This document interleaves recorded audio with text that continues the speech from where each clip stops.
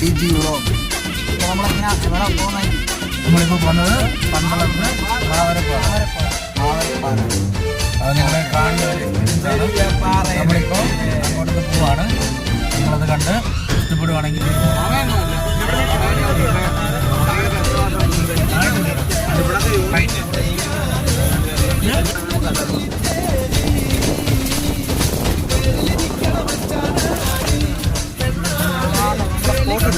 Photo തിരിച്ചാണ്.